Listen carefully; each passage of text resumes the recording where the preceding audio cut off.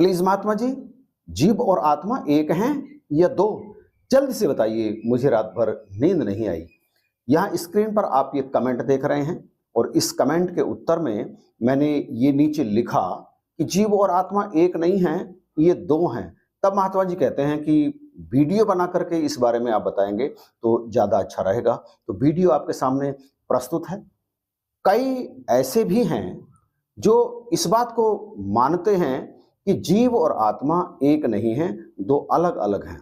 ऐसे विद्वान जिन्होंने कई ग्रंथों को पढ़ा होगा, कई संतों की वाणियों को उन्होंने सुना होगा, तो वो समझ गए हैं कि जीव और आत्मा एक नहीं है, दो हैं।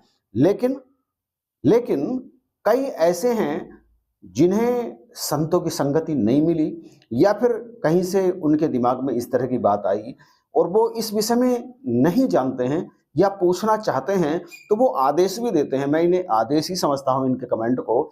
तो यहाँ पर चूंकि मुझे सतगुरु ने ये ड्यूटी दी है, तो इसलिए मैं अपनी ड्यूटी पूर्ण कर रहा हूं और यहाँ ये क्लियर करना चाहता हूं कि जीव और आत्मा दोनों अलग अलग हैं, एक है ही नहीं।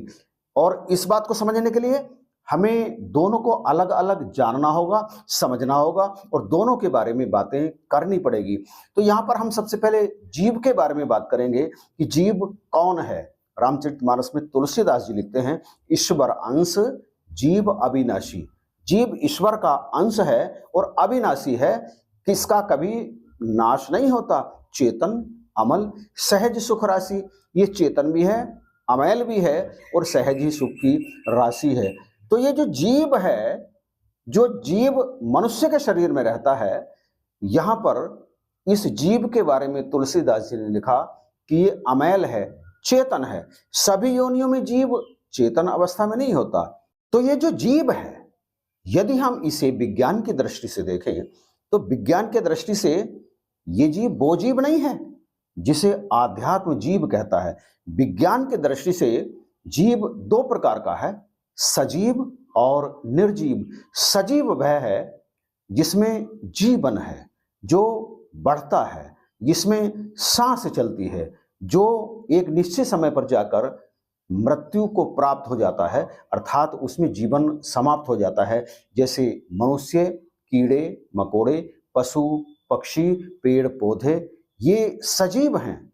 और निर्जीव वह है जिसमें जीवन नहीं होता, जैसे पहाड़, नदियां, पलंग, मोबाइल, इस तरह की चीजें, मेज कुर्सी आदि, ये निर्जीव हैं, इनमें जीवन नहीं होता, इसलिए विज्ञान इन्हें निर्जीव कहता है। और जिनमें जीवन होता है, विज्ञान उन्हें सजीव कहता है। परंतु अगर हम आध्यात्म की बात करें तो आध्यात्म में यद्यपि जीव इन्हें भी कहा जाता है, परंतु आध्यात्म की दृष्टि से जो जीव का गहरा अर्थ है वो यह है कि जीव वह है जिसके कारण शरीर में जीवन होता है, जिसके कारण सांसें चलती हैं, जिसके कारण शरीर बढ़ते हैं और जिसके कारण एक निश्चित समय पर जाकर शरीर मृत्यु को प्राप्त होते हैं, अर्थात उनमें जीवन समाप्त हो जाता है। वह है जीव। इसी को तुलसीदास जी ने कहा ईश्वर का अंश है।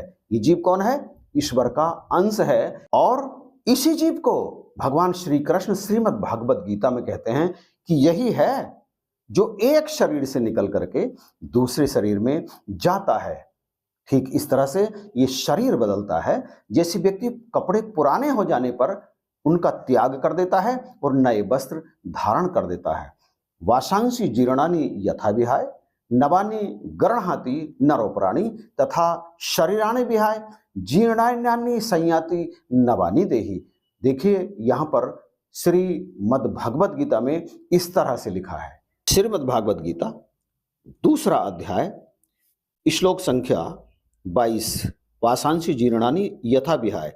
इसमें भगवान कह रहे हैं जैसे मनुष्य पुराने वस्त्रों को त्याग कर दूसरे नए वस्त्रों को ग्रहण करता है, वैसे ही जीवात्मा पुराने शरीरों को त्याग कर दूसरे नए शरीरों को प्राप्त होता है। तो यहाँ ये जो जीवात्मा शब्द है, ये जीव के लिए प्रयोग किया गया है। जीव आप अच्छी तरह से समझ गए होंगे कि जीव क्या है। जीव वह है जिसके कारण शरीर में जीवन होता है, जिसके आने से शरीर में जीवन होता है और शरीर में जो आंखें हैं उसी जीभ की उपस्थिति के कारण देख पाती हैं, कान सुनते हैं और मुंह से बोला जाता है, जिह्वा बोलती है। तो ये है जीभ।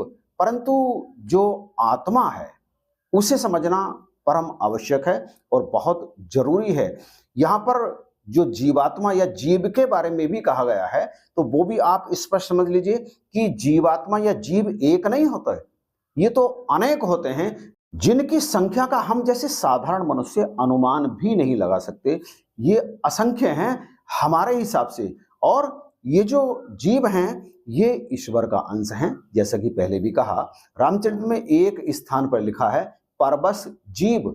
ये जो जीव है ये परबस है और स्वबस भगवंता। जो परमात्मा है वो अपने ही वश में है। यहां पर कहा है परबस जीव स्वबस भगवंता। जीव अनेक, यानी जीव जो हैं, जीवात्मा जो हैं ये अनेक हैं, एक श्रीकंता। और जो परमात्मा है वो एक ही है। अब मुझे ऐसा लग रहा है कि आप जीव के बारे में अच्छी तरह से जान गए होंगे वीडियो में इतनी बातें सुनने के बाद। अब हम आत्मा के विषय में जानेंगे कि वास्तव में आत्मा क्या है। आत्मा के बारे में तमाम उपनिषदों में, वेदों में, अष्टावक्र गीता में, श्रीमद् भगवद गीता में बड़े विस्तार से लिखा गया है। सारे धर्म ग्रंथ मेरे पास ये जिनका नाम मैंने लिए मौजूद हैं, लेकिन मैं श्री रामचरितमानस या दूसरे ग्रंथों से ना दे करके श्रीमद् भगवद गीता से कुछ श्लोक लेकर के आपके सामने ये बात रखना चाहता हूं कि वास्तव में आत्मा क्या है। क्योंकि भगवान ने श्रीमद् भागवत गीता के दूसरे अध्याय में और इसके अतिरिक्त कई और अध्यायों में भी बड़े विस्तार से आत्मा के विषय में बताया है। और अष्टावक्र गीता में भी राजा जनक जी को समझाते हुए अष्टावक्र आत्मा के विषय में बड़े विस्तार से चर्चा करते हैं। तो यहाँ भगवान कहते हैं श्रीमद् भागवत गीता में कि आत्मा वह है जिसे शस्त्र काट नहीं सकता, पानी जिसे गीला नहीं कर सकता, अग्नि जिसे जला नहीं सकती, हवा जिसे सुखा नहीं सकती। नैनम छिद्दन्ति शस्त्राणि नैनम दहति पावकः न चैन क्लेदयन्त्यापो न शोष्यति मारुतः। और देखिए कई सारे श्लोक यहाँ पर लिखे हैं, उनका अर्थ मैं आपको बताता हूँ।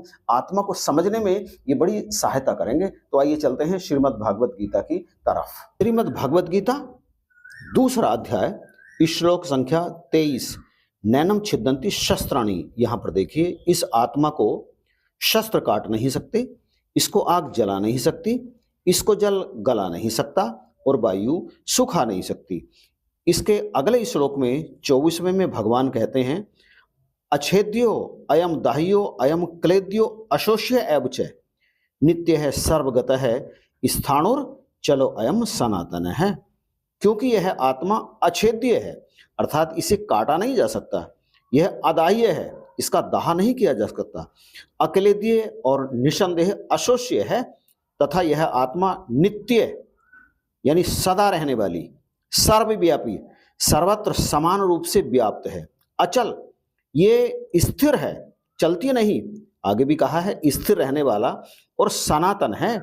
इससे अगले पेज पर भगवान कह रहे हैं श्लोक संख्या आप देखिए, ये 25 में यहाँ पर श्लोक लिखा है अव्यक्तो अयम चिंतयो।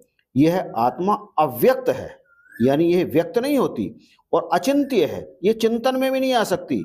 यह आत्मा विकार रहित कहा जाता है। इससे हे अर्जुन, इस आत्मा को तू उपयुक्त प्रकार से जानकर तो शोक करने योग्य नहीं है। यह आत्मा अव्यक्त है, यह आत्मा अचिंत्य है और यह आत्मा विकार रहित कहा जाता है। भगवान कह रहे हैं इससे हे अर्जुन, इस आत्मा को उपयुक्त प्रकार से जानकर तो शोक करने योग्य नहीं है, अर्थात तुझे शोक करना उचित नहीं है। अब चलिए थोड़ा सा पीछे चलते हैं। इसी अध्याय के यानी अध्याय संख्या दूसरे के श्लोक संख्या 20 में भगवान कह रहे हैं न जायते मृयते, अर्थात यह आत्मा किसी भी काल में ना तो जन्मता है, आत्मा का जन्म नहीं होता, और ना ही मरता है, ना ही इसकी मृत्यु होती है, तथा यह उत्पन्न होकर फिर होने वाला ही है। न यह उत्पन्न होकर फिर होने वाला ही है, क्योंकि यह अजन्मा, नित्य, सनातन और पुरातन है। शरीर के मारे जाने पर भी यह नहीं मारा जाता। शरीर के मारे जाने पर भी यह नहीं मारा जाता। आत्मा भी अजर अमर अविनाशी है और जीवात्मा ये भी अजर अमर अविनाशी है। जीवात्मा को आध्यात्म में जीवात्मा और जीव दोनों नाम से पुकारा जाता है। विज्ञान की दृष्टि क्या है वो दास आपको इस वीडियो में पहले बता चुका है। तो आत्मा जो कण कण में है, जीवात्मा शरीर में है, आत्मा कण कण में है, अर्थात शरीर से बाहर भी है, शरीर के अंदर भी है। यह है आत्मा। और जीव ये केवल शरीर में है और ये बंधन में है। जैसा कि पहले कहा, परबस जीव, ये परबस है, अर्थात शरीर में आ गया तो ये शरीर के बंधन में है। तमाम शरीरों के बंधन में यह है, परंतु जो आत्मा है वो शरीरों के बंधन में है ही नहीं। ये तो शरीर से बाहर भी है और शरीर से के अंदर भी है। और एक चीज यहां समझनी बहुत जरूरी है कि ये जो अनेक अनेक जीव हैं, जीव अनेक एक श्रीकंता, तो ये जो जीव अनेक हैं, ये जो जीवात्माएं अनेक हैं, जितने शरीर उतनी ही जीवात्माएं, परंतु जितने शरीर हैं आत्मा एक ही है सभी शरीरों में। जैसे आसमान में सूरज एक है, परंतु पानी भरे अलग अलग हजारों पात्रों में वो अलग अलग रूप में दिखाई देता है, लेकिन इसका अर्थ ये नहीं है कि सूरज अनेक हो गया। अलग अलग शरीरों में आत्मा मौजूद है, शरीर के बाहर भी, यानी शरीर ये हथेली, इसके अंदर भी है आत्मा और इसके बाहर भी है आत्मा। ब्रह्मज्ञानी इस बात को भली भांति जानते हैं। और यहाँ ये बात भी समझना परम आवश्यक है कि जीवात्माएं अनेक है, परंतु आत्मा तो एक ही है जो सर्वत्र समान रूप से विराजमान है, अविनाशी है। अष्टावक्र जी इस बात की पुष्टि करते हुए कहते हैं। आइए चलते हैं अष्टावक्र महागीता की तरफ। अष्टावक्र महागीता जो आप देखिए मनोज पब्लिकेशंस दिल्ली द्वारा ये प्रकाशित बहुत प्रसिद्ध पब्लिकेशन है ये। आप इसमें अब हम इसे सीधा कर रहे हैं और इसका ये जो 15वां प्रकरण है, इसके 15वें प्रकरण के आप यहाँ पे देखिए आगे, ये 15वें प्रकरण के पेज संख्या 209, ये पेज संख्या 209 है और पेज संख्या 209 में ये इसका 13वां श्लोक है। यहाँ पर स्पष्ट लिखा है, एकस मिन व्यये शांते चिदाकाशे अमले त्वयि कुतो जन्म कुतः कर्म कुतो अहंकार एव च एकस्मिन। एकस्मिन एकमात्र, ये एकमात्र है, ये दो नहीं है। अव्यय जिसका व्यय नहीं होता, अर्थात जो नष्ट नहीं होता। शांते ये सदा शांत है। चिदाकाशे चैतन्य रूप सर्वव्यापक है। अमले अमले, अमले आप इसे ऐसे पढ़िए, अमले अमले, मल से परे अर्थात शुद्ध। त्वयि तुझमें, कुत कहां से पैदा होना, जन्म कुत है कहां से, कर्म कुत है कहां से, अहंकार, एव च और, ये स्पष्ट यहां पे लिखा है एकमात्र, एकस्मिने, एकस्मिन एकमात्र। ये जो आत्मा है ये अकेला है, ये दो नहीं है। तो आइए चलते वीडियो में आगे। तो प्यारे भाई बहनों, क्या आपको स्पष्ट हो चुका है जीव और आत्मा का अंतर? क्या आप समझ चुके हैं जीव और आत्मा के बारे में विस्तार से? तो कमेंट करके बताइएगा जरूर। और ध्यानेश्वर जी, आप इस वीडियो को बनाने के मेरे प्रेरणा स्रोत हैं।